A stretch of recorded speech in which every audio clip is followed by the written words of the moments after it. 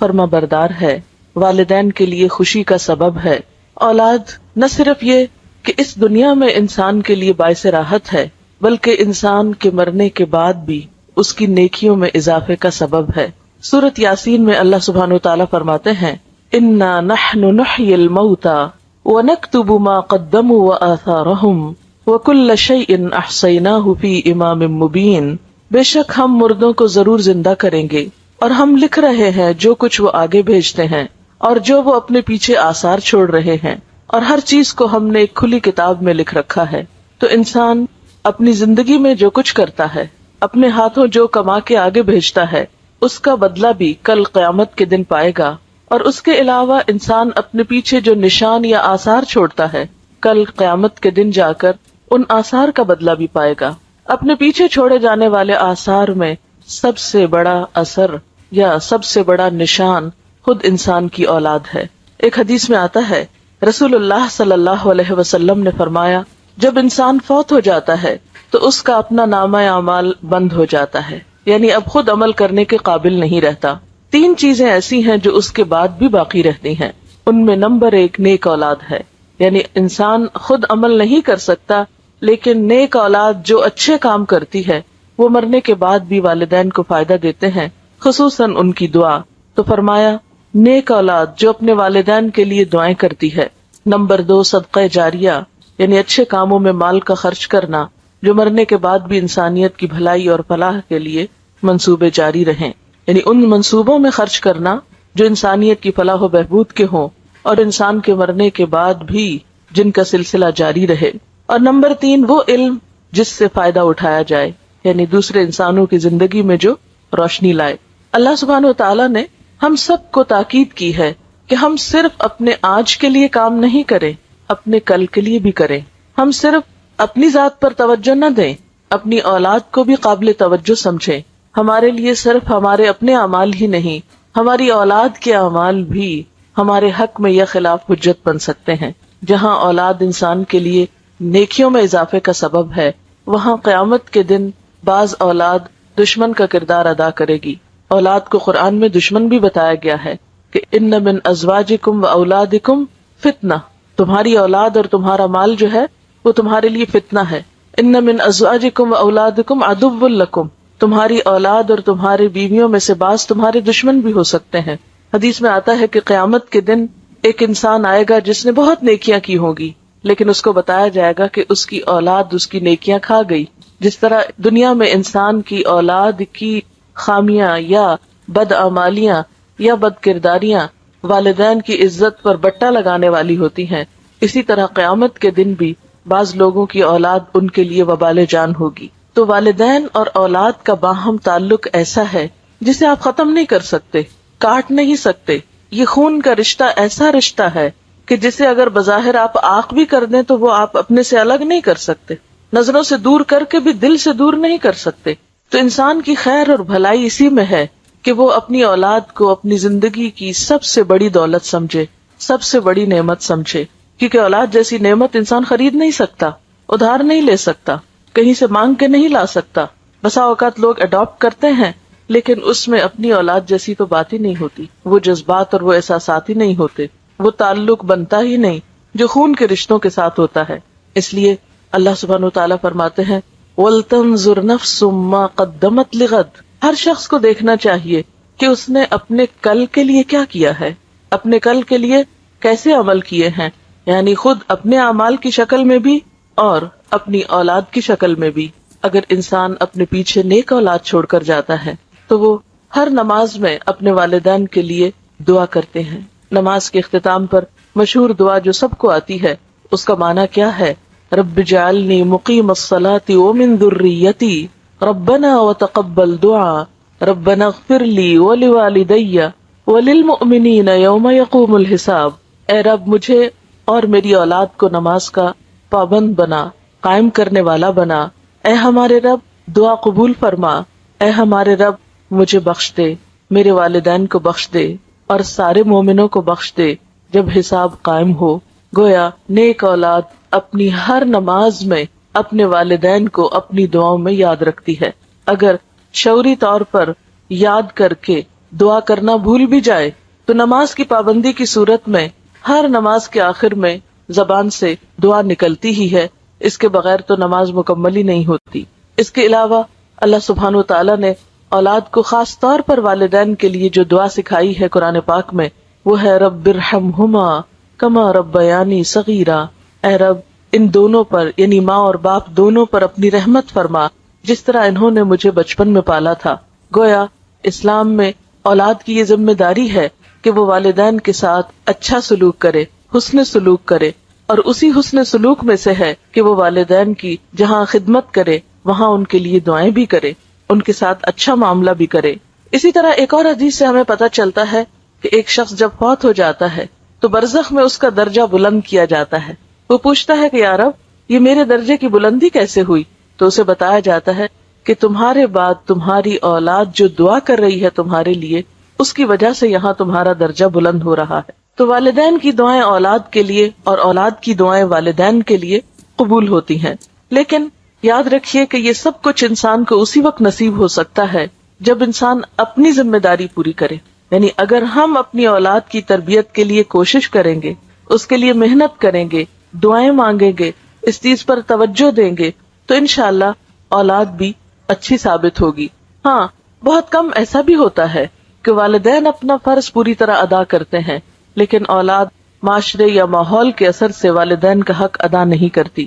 تو ہم دیکھتے ہیں کہ دنیا کے جتنے بھی نیک لوگ گزرے ہیں انہوں نے صرف اپنی نیکی کی فکر نہیں کی بلکہ اپنے ساتھ اپنی اولاد کی نیکی کی بھی فکر کی ہے، اور خاص طور پر مرتے وقت انہیں یہ فکر کم تھا کہ ہماری اولاد کھائے گی کہاں سے، رہے گی کہاں پر، یہ فکر زیادہ تھا کہ ہماری اولاد ہمارے بعد کام کیسے کرے گی۔ اور اس میں ہم دیکھتے ہیں حضرت ابراہیم اور حضرت یعقوب علیہ السلام کی مثال، وَوَصَّى بِهَا إِبْرَاهِيمُ بَنِيهِ وَيَعْقُوبُ يَا بُنَيَّ إِنَّ اللَّهَ اصْطَفَى لَكُمُ الدِّينَ فَلَا تَمُوتُنَّ إِلَّا وَأَنْتُمْ مُسْلِمُونَ۔ ابراہیم علیہ السلام نے اور یعقوب علیہ السلام نے اپنے بچوں کو وصیت کی۔ وصیت کہتے ہیں مرنے سے پہلے انسان اپنی اولاد کے حق میں کچھ تاکیدیں کر جائے۔ انہوں نے اپنی اولاد کو کیا وصیت کی کہ اے میرے بچوں، اللہ نے تمہارے لیے اس دین کو چن لیا تو تمہیں موت ہرگز نہ آئے مگر یہ کہ تم مسلمان ہو، یعنی ہمارے بعد تم حالت اسلام پر ہی زندہ رہنا۔ اسی طرح پھر فرمایا ام کنتم شہداء اذ حضر یعقوب الموت، کیا تم اس وقت حاضر تھے جب یعقوب علیہ السلام کو موت آئی، اذ قال لبنیہ، جب انہوں نے اپنے بچوں سے کہا ما تعبدون من بعدی، میرے بعد کس کی عبادت کرو گے؟ قالوا نعبد الہک و الہ آبائک ابراہیم و اسماعیل و اسحاق الہا واحدا ونحن لہ مسلمون، کہ ہم تیرے الہ، تیرے باپ دادا ابراہیم، اسماعیل اور اسحاق علیہم السلام کے الہ کی عبادت کریں گے جو ایک ہی الہ ہے، اور ہم سب اسی کے فرما بردار اور اسی کے تابع دار ہیں۔ اسی طرح ہم دیکھتے ہیں کہ لقمان نے اپنے بچے کو وصیت کی اور اس نے اپنے بچے کو عمدہ اخلاق سکھائے جس کا ذکر ہمیں قرآن پاک میں بھی ملتا ہے۔ ان کے بارے میں آتا ہے وَلَقَدْ آتَيْنَا لُقْمَانَ الْحِكْمَةَ أَنِ اشْكُرْ لِلَّهِ، اور آگے جا کر وہ اپنے بچے کو بہت ساری نصیحتیں کرتے ہیں جس میں وہ اپنے بچے کی اچھی اخلاقی حالت یعنی عبادات کے ساتھ ساتھ اسے اچھا اخلاق بھی سکھاتے ہیں، جس میں خصوصی طور پر تکبر سے بچنے کے لیے کہتے ہیں اور لوگوں سے اچھی طرح بات کرنے کے لیے کہتے ہیں، اور آواز کی طرف بھی توجہ دلاتے ہیں کہ دیکھو بہت چیخ چلا کے بات نہ کرنا، کیونکہ سب سے ناپسندیدہ آواز گدھے کی آواز ہوتی ہے، لوگوں سے منہ موڑ کے بات نہ کرنا، اور اسی طرح کی اور بہت سی نصیحتیں۔ اسی طرح ہم دیکھتے ہیں کہ حضرت زکریا علیہ السلام اپنے اولاد کے لیے دعا کرتے ہیں، اور خصوصاً جب ان کے پاس ابھی اولاد نہیں بھی تو وہ اس کی پیدائش سے پہلے دعا کرتے ہیں کہ ربی ہب لی من الصالحین۔ حضرت اسماعیل علیہ السلام کے بارے میں آتا ہے کہ کانا یأمر اہلہ بالصلاۃ والزکاۃ، کہ وہ اپنے گھر والوں کو نماز اور زکوٰۃ کا حکم دیتے تھے۔ تو اس سے پتہ چلتا ہے کہ جتنے بھی اللہ والے گزرے ہیں اور انبیاء ان میں سر فہرست ہیں، انہوں نے اپنی اولاد کی نیکی، اچھے اخلاق اور اچھے کردار کی ہمیشہ فکر کی، اور اس کی انہیں تلقین بھی کرتے رہے۔ جہاں وہ خود ان کے لیے ایک عملی نمونہ تھے، ایک اچھی مثال تھے، وہاں اس کے ساتھ ساتھ انہوں نے اس کی خاص طور پر فکر بھی کی۔ اور یاد رکھیے کہ اچھی تربیت اولاد کا حق ہے۔ والدین اپنی اولاد کے لیے جو کچھ بھی کماتے ہیں، جو کچھ بھی چھوڑتے ہیں، جو بھی فکر کرتے ہیں، ان میں سب سے بہترین تحفہ جو ماں باپ اپنے بچوں کو دے سکتے ہیں وہ اچھی تربیت کا تحفہ ہے۔ رسول اللہ صلی اللہ علیہ وسلم نے فرمایا، کوئی والد اپنی اولاد کو اس سے بڑھ کر تحفہ نہیں دے سکتا جتنا بہترین تحفہ اچھا ادب اور اچھا اخلاق ہے۔ یعنی ماں باپ اولاد کو جو سب سے خوبصورت گفٹ یا بہترین تحفہ دے سکتے ہیں وہ اچھا ادب اور اچھا اخلاق ہے، کیونکہ اولاد کا اچھا سلوک اور اچھا برتاؤ سب سے بڑھ کر والدین ہی کی خوشی کا سبب ہوتا ہے۔ کیونکہ اگر آپ اولاد کو اچھا اخلاق سکھاتے ہیں تو وہ اچھا اخلاق سب سے پہلے خود آپ ہی کے کام آئے گا، کیونکہ سب سے قریبی رشتہ تو آپ ہی کا ہے ان کے ساتھ۔ اور اسی طرح سب سے بڑا غم اور سب سے بڑا دکھ اور سب سے بڑی تکلیف اگر انسان کی زندگی میں کوئی ہو سکتی ہے تو وہ اولاد ہی کی ہو سکتی ہے۔ اس لیے اگر اولاد اچھی ہے تو انسان کے لیے ہر طرف خوشیاں ہی خوشیاں ہیں، خواہ اس کے پاس کھانے کو بہت نہ بھی ہو یا اس کے پاس بہت بڑی جائیداد نہ بھی ہو، لیکن اولاد کی فرما برداری، اولاد کی خدمت، اولاد کا اچھا سلوک والدین کے لیے بے پناہ خوشیوں اور راحت کا سبب ہوتا ہے۔ ایک اور روایت میں آتا ہے، یعنی رسول اللہ صلی اللہ علیہ وسلم نے فرمایا کہ آدمی کے لیے کسی کو خیرات میں ڈھیر سارا مال دینے سے بہتر ہے کہ اپنے بیٹے کی اچھی تربیت کرے اور اس کو نیک عادتیں سکھانے میں روپیہ خرچ کرے۔ یعنی حتیٰ کہ مال خرچ کرنے میں بھی انسان کو راہ بتائی گئی کہ بہترین جگہ جہاں انسان اپنا مال خرچ کر سکتا ہے وہ اولاد کی تربیت ہے۔ اس میں ہمیں ایک مشہور واقعہ تاریخ کا ملتا ہے ربیعہ الرائی کا۔ ان کے والد نے شادی کی اور ابھی ربیعہ اپنے والدہ کے پیٹ میں ہی تھے کہ باپ کو کہیں جانا پڑ گیا۔ اس دور میں مسلمانوں کی جو حکومت تھی وہ دور دور تک پھیلی ہوئی تھی۔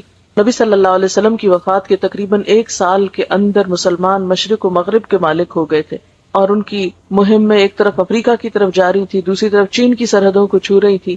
تو ایسے میں جو فوجیں اتنی دور دور جاتی تو وہ سال ہر سال تک واپس نہ آ سکتی تھی۔ تو ربیعہ کے والد بھی کئی سال کے بعد جب پلٹے تو اپنی بیوی کو جو مال دے کر گئے تھے تو اس کا حساب مانگا اس سے۔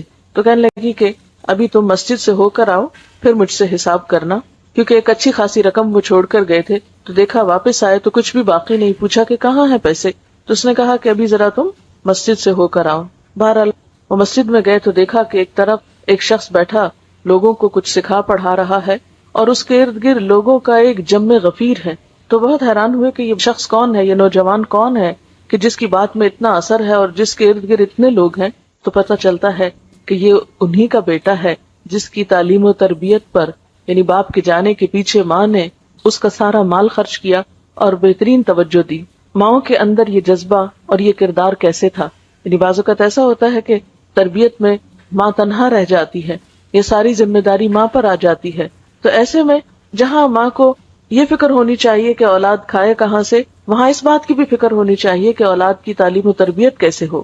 اب یہ ہے کہ تربیت کے ذمہ دار کون ہیں، اس میں یاد رکھیے کہ صرف ماں نہیں، باپ بھی ہے، دونوں ہیں۔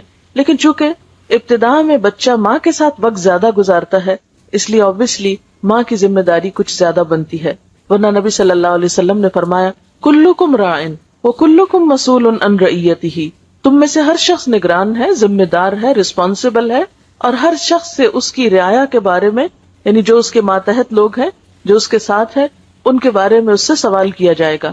اور اس میں خصوصاً عورت کو بھی مینشن کیا گیا، وَالْمَرْأَةُ رَاعِيَةٌ فِي بَيْتِ زَوْجِهَا وَمَسْئُولَةٌ عَنْهَا، اور عورت اپنے شوہر کے گھر میں نگران ہے اور اس سے اس کے بارے میں سوال کیا جائے گا۔ اور گھر میں سب سے قیمتی ترین چیز جو ہے وہ عورت کے یا ایک شخص کے بچے ہی ہو سکتے ہیں، یعنی گھر کی قیمتی ترین چیزوں میں سب سے قیمتی چیز انسان کی اولاد ہے۔ اب ہم یہاں یہ دیکھیں گے کہ پھر والدین اپنی اولاد کی تربیت کب شروع کریں اور تربیت کس موقع سے ہونی چاہیے، یعنی کب سے شروع ہونی چاہیے۔ تو بات یہ ہے کہ تربیت دنیا میں آنے سے پہلے سے شروع ہو جانی چاہیے، یعنی اولاد کی کیئر اور اولاد کو اچھے اخلاق اور اچھے کردار سکھانے کے لیے، یہ نہیں کہ جب بچے بڑے ہو جائیں اور شروع میں ہم یہ کہتے رہیں کہ ابھی تو بچے چھوٹے ہیں، جب بڑے ہوں گے تو دیکھا جائے گا۔ نہیں، بچپن سے ہی، یعنی ان کی پیدائش سے پہلے ہی اس بات کی فکر کرنی چاہیے۔ اور پیدائش کے وقت تو ہر بچہ معصوم ہوتا ہے، جیسے حدیث میں آتا ہے کہ ہر بچہ فطرت پر پیدا ہوتا ہے، یہ اس کے ماں باپ ہوتے ہیں جو اس کو یہودی یا عیسائی یا کچھ اور بنا دیتے ہیں۔ اب ایک بچہ جو بالکل پاک صاف اور معصوم ہے، ایک صاف کتاب کی طرح ہے، اس کو آپ کیا بناتے ہیں یہ آپ پر ڈیپینڈ کرتا ہے کہ آپ اس کی تربیت کس طرح کرتے ہیں۔ جیسا کہ پہلے میں نے عرض کیا کہ تربیت کا آغاز یا تربیت کی ابتدا جو ہے وہ پیدائش سے پہلے ہونی چاہیے. لہٰذا ہم دیکھیں گے کہ دوران حمل یعنی ایک بچے کی ولادت سے پہلے ماں کو کیسا کردار ادا کرنا چاہیے. اور اس بات کی جو تحقیق ہے کہ ولادت سے پہلے ہی بچے کے اوپر ماں کے جذبات اور احساسات اور اس کے رویے کے اثرات پڑنا شروع ہو جاتے ہیں، یہ معروف بات ہے اور ایک ثابت شدہ حقیقت ہے. ایک بزرگ کے پاس کوئی خاتون گئی ہے پوچھنے کے لیے کہ میں اپنے بچے کی تربیت کیسے کروں. تو انہوں نے پوچھا کہ بچے کی عمر کیا ہے. جب عورت نے بتایا تو کہا کہ تربیت کی عمر تو گزر چکی، اس لیے کہ تربیت تو پیدائش سے پہلے شروع ہوتی ہے. کیونکہ بعض جگہوں پر آتا ہے کہ 3 سال میں بچے کی ابتدائی شخصیت مکمل ہو جاتی ہے، بعض جگہوں پر 5 سال کا ذکر آتا ہے، بعض 7 سال کہتے ہیں. یعنی بچہ اپنی عمر کے ابتدائی حصے میں جو کچھ جذب کر جاتا ہے وہ بعد کی زندگی میں اتنا نہیں کرتا. اگر یہ نہیں کہ وہ وقت ختم ہو جاتا ہے، بڑے ہو کر تربیت ہو نہیں سکتی، لیکن اہم ترین وقت جو ہے وہ پیدائش سے پہلے اور پیدائش سے بعد کا ہے. پیدائش سے پہلے یا دوران حمل جو ہے اس میں ماں کے جو بھی احساسات اور جذبات ہوتے ہیں وہ بچے پر براہ راست اثر انداز ہوتے ہیں، کیونکہ بچہ اپنی غذا لینے میں، اپنے تمام چیزوں میں مکمل طور پر ماں پر انحصار کر رہا ہوتا ہے. جب ماں کے خون سے وہ غذا لے رہا ہوتا ہے اور خون انسان کے سارے جسم میں گردش کرتا ہے، تو جو انسان کی سوچیں ہوتی ہیں یا غم یا غصہ یا خوشی یا اطمینان یا پریشانی کی جو بھی کیفیت ہوتی ہے وہ اس خون کے ساتھ بچے تک بھی منتقل ہو رہی ہوتی. اسی طرح جب بچے کی نشو و نما ایک خاص حد تک پہنچ جاتی ہے اور وہ سننے لگتا ہے، حتیٰ کہ یہاں تک کہا جاتا ہے کہ بیرونی آوازیں تک اس کو پہنچتی ہیں اور وہ ان آوازوں اور بیرونی ماحول کے اثرات بھی قبول کر رہا ہوتا ہے. اور اس کا باقاعدہ تجربہ کیا گیا کہ بچوں کو مختلف آوازیں سنائی گئی پریگنینسی کے دوران، اور پیدائش کے بعد بچے ان آوازوں سے مانوس تھے، لہٰذا جب وہ روتے تو ان کو وہی مخصوص آواز سنائی جاتی تو خاموش ہو جاتے، جیسے کسی خاص میوزک کی آواز یا کسی خاص ماحول کی جو اثرات ہیں. تو بچہ اگرچہ ابتدا میں بول نہیں سکتا، کچھ کر نہیں سکتا، صرف رو کر ہی اپنے سارے جذبات کا اظہار کرتا ہے، لیکن وہ بہت کچھ اس حال میں بھی سیکھ رہا ہوتا ہے، جذب کر رہا ہوتا ہے. اس میں سب سے پہلی اور بنیادی چیز جو ہے وہ نیک اولاد کی دعا ہے. یعنی پیدائش سے پہلے کثرت سے اولاد کی نیکی اور اچھے اخلاق کی دعائیں مانگنی چاہیے. یہ دعائیں ہمیں قرآن پاک سے ملتی ہیں. مثلاً رب ہب لی من الصالحین، اے اللہ مجھے نیک اولاد عطا کر. رب ہب لی من لدنک ذریۃ طیبہ، اے اللہ مجھے اپنے پاس سے پاکیزہ اولاد عطا کر. اسی طرح ربنا ہب لنا من ازواجنا وذریاتنا قرۃ اعین، اے اللہ ہمیں ہمارے شوہر مانگے تو بیوی کے لیے، ہمیں ہماری بیویوں اور ہماری اولادوں میں سے آنکھوں کی ٹھنڈک عطا کر. یہ دعائیں انسان کو ڈیورنگ پریگنینسی کثرت کے ساتھ پڑھنی چاہیے، خصوصاً نمازوں کے بعد. ایسا نہیں کہ کوئی خاص مخصوص وظیفہ ہے کہ کسی ایک کونے میں بیٹھ کے آپ روز 1000 تسبیح پڑھ لیں اور اس کے بعد جو چاہیں کریں. نہیں، اس کو ریگولرلی اپنی نمازوں کا حصہ بنا لیں اور جب تک ولادت ہو نہیں جاتی اس وقت تک یہ دعا پڑھتے رہیں. پھر اسی طرح دوران حمل کثرت کے ساتھ ذکر کرنا، اچھے پازیٹیو خیالات رکھنا. پھر اسی طرح یہ ہے کہ دوران ولادت انسان جب دعا کرے تو اس میں خاص طور پر حضرت مریم علیہ السلام کی والدہ نے جو دعا پڑھی تھی اس دعا کو بھی آپ پڑھ سکتے ہیں. قرآن پاک میں اس کے بارے میں آتا ہے، انی اعیذھا بک وذریتھا من الشیطان الرجیم، کہ میں تجھے اور تیری اولاد کو شیطان مردود سے اللہ کی پناہ میں دیتی ہوں. آپ صلی اللہ علیہ وسلم نے فرمایا ہر بچے کو پیدا ہوتے ہی شیطان ٹھوکا لگاتا ہے سوائے مریم کے اور عیسیٰ ابن مریم کے، کیونکہ حضرت مریم کی والدہ نے یہ دعا کی تھی کہ اللہ میری اولاد کو اور پھر آگے اس کی اولاد کو شیطان سے محفوظ رکھنا. تو دعاؤں میں خاص دعا یہ بھی کر سکتے ہیں کہ اللہ تعالیٰ ہماری اولاد کو شیطان سے بچا کر رکھے. پھر اسی طرح دوران پیدائش انسان آیت الکرسی پڑھ سکتا ہے، اللہ کا ذکر کر سکتا ہے. بعض لوگ اس موقع پر اللہ کا ذکر نہیں کرتے کہ اب تو ناپاکی کی کیفیت ہے یا کوئی ڈسچارج وغیرہ شروع ہو گیا ہے. نہیں، ذکر کرنے سے کوئی بھی چیز آپ کو نہیں روکتی. یعنی جب ولادت کا وقت قریب ہو تو اس میں انسان چل پھر رہا ہو یا ہاسپٹل میں ہو یا لیٹا ہوا ہو، کسی بھی مرحلے پر اللہ کے ذکر سے کوئی چیز آپ کو روک نہیں سکتی. آپ کو جو دعائیں یاد ہیں اللہ تعالیٰ کو پکار سکتے ہیں، درود شریف پڑھ سکتے ہیں، کلمہ پڑھ سکتے ہیں، آیت الکرسی پڑھ سکتے ہیں، جو بھی آپ ذکر کر کے اللہ سے دعا کرنا چاہیں کر سکتے ہیں. ایون جو آپ کے آس پاس ہیں، آپ کے ساتھ ہیں، آپ کے اٹینڈنٹ ہیں، وہ بھی آپ کے ساتھ اللہ کا ذکر کر کے آپ پر دم وغیرہ کر سکتے ہیں، سورۃ فاتحہ پڑھ سکتے ہیں تاکہ مریض کو یا اس وقت کی جو تکلیف ہے اس میں ایک خاتون کو ریلیف ملے۔ اب یہ ہے کہ جب پیدائش ہو جاتی ہے تو اس کے بعد کیا کرنا چاہیے؟ سب سے پہلے بچے کی پیدائش پر خوشی کا اظہار کر کے اور پھر دعا بھی دینی چاہیے۔ ایک دعا جو ہمیں سکھائی گئی وہ ہے بارک اللہ لک فی الموہوب لک وشکرت الواہب وبلغ اشدہ ورزقت برہ۔ کیا معنی اس دعا کا؟ اللہ تمہارے لیے اس بچے میں جو بھی تمہیں عطا ہوا ہے اس میں برکت پیدا کرے، اور تم دینے والے کے شکر گزار بنو، اور یہ بچہ اپنی جوانی کو پہنچے اور تمہیں اس کی نیکی نصیب ہو، یعنی یہ اولاد تمہارے ساتھ نیکی کرنے والی ہو، تمہاری اطاعت گزار اور فرما بردار ہو۔ اسی طرح ہم دیکھتے ہیں کہ نبی صلی اللہ علیہ وسلم کو جب ان کے بیٹے حضرت ابراہیم کی ولادت کی خوشخبری ملی تو آپ نے خوشخبری لانے والے کو ایک غلام عطا کیا۔ آج کل ہمارے یہاں بھی رواج ہے نا کہ جو خوشخبری لے کر آتا ہے اس کو کچھ دیا جاتا ہے، بعض اوقات مثلاً کوئی نرس پیغام لے کر آتی ہے یا ڈاکٹر لے کر آتی ہے تو آپ کچھ نہ کچھ خوشی سے اس کو دیتے ہیں، تو یہ بھی ایک مسنون طریقہ ہے، اس کو اپنے اوپر بوجھ نہیں سمجھنا چاہیے۔ تو نبی صلی اللہ علیہ وسلم نے اتنا بڑا تحفہ ایک آنے والے کو دیا۔ اس طرح آپ کو یاد ہوگا کہ عربوں کے ہاں یہ عام رواج بھی تھا اور آپ صلی اللہ علیہ وسلم نے اس رواج کو ختم نہیں کیا۔ جیسے آپ کی پیدائش پر ابو لہب جو آپ کا چچا تھا، سویبہ جو لونڈی تھی، اس نے جب خبر دی آپ صلی اللہ علیہ وسلم کی پیدائش کی تو اس نے اشارے سے اس کو کہا کہ جاؤ تم آزاد ہو۔